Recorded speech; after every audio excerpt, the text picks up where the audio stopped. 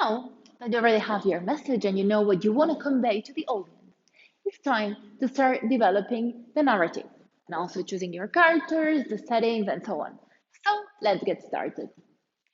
So as to follow the course as it's designed, please try to come up with a linear narrative. We'll later look into non-linear ones, but for now, let's work with a linear one. So the first thing that we need is our settings, which essentially is where our story will take place. Try not to choose more than four, just not to make things too complicated. In my case, I have this setting. My first wall is the 49ers Stadium in San Francisco. Secondly, the NASA headquarters.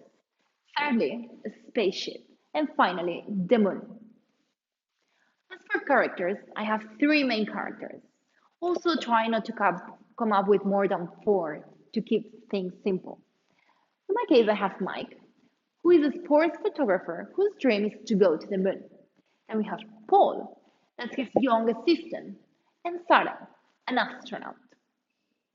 Also, we're going to start developing the narrative of our story. For example, in my case, this will be the synopsis. Mike, a sports photographer who's obsessed with the space, takes an awakening picture of the moon during a 49ers game. He wins a NASA contest and he's invited to join a special trip to the moon. Finally, once you have your settings, your characters, and your synopsis, try to define a little bit more the characteristics of your experience. Is it cinematic? Is it game type? Which means that it has a higher level of interaction. Is it live action, which means that you're actually going to be shooting in real locations with real actors, or is it animation? Also, what holds the weight of the action? And here, a small tip, characters and dialogues don't normally work well in VR because you can never be sure if the audience is paying attention to what they are saying. And finally, which rules apply into your world? As we saw in chapter 1, when you're creating this imaginary world, even if it's live action, the rules that apply into this new world can be completely different from the rules that apply into the real one.